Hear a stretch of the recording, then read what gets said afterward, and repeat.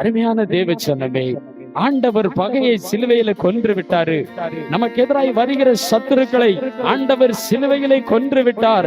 இனியும் நீங்கள் என்னோடு கூட சத்துரு போராடுகிறான், என்னோடு கூட பிசாசு போராடுகிறான் என்று சொல்லாதபடிக்கு அந்த சிலுவையை பார்த்து முன்னேறி செல்கிறதற்கு ஆண்டவர் இன்றைக்கு உங்களுக்கு அழைப்பு விடுவிக்கிறார். நீங்க அந்த சிலுவையை நோக்கி பார்த்தால் போதும்.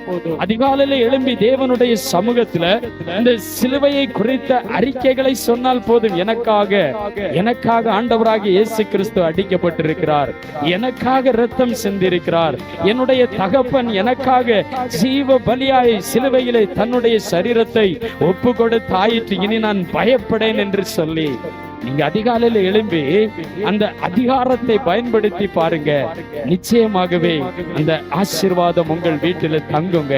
அந்த ஆசீர்வாதம் தங்கும். மறுபடியும் நம்மை விட்டு தேவன் அப்புறப்படுத்தின காரியத்தை குறித்து கலங்கி கொண்டிருக்கிற மகளே, மகனே, ஆண்டவர் இன்றைக்கு சொல்லுகிறார், உங்களுக்காக பகையை சத்துருவை சிலுவையிலே கொன்று முடித்தாயிற்று.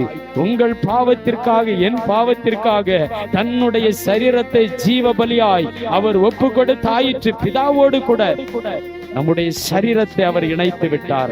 ஆனா ஒன்றே ஒன்றுதான் நாம் செய்ய வேண்டிய காரியம். நான் பரிசுத்தம் உள்ள ஒரு பிள்ளையாய் தேவனுக்கு முன்பாக இருக்க வேண்டும். எப்பொழுது தேவன் என்னை வந்து விசாரித்தாலும், என்னுடைய கண்களை குறித்து விசாரித்தாலும், என்னுடைய நாவுகளை குறித்து விசாரித்தாலும், என்னுடைய இருதயத்தை குறித்து விசாரித்தாலும், ஒரு நற்சாட்சி பெறுகிற ஒரு பிள்ளையாய் நீங்களும் நானும் இருக்க வேண்டும் என்று ஆண்டவர் விரும்புகிறார்.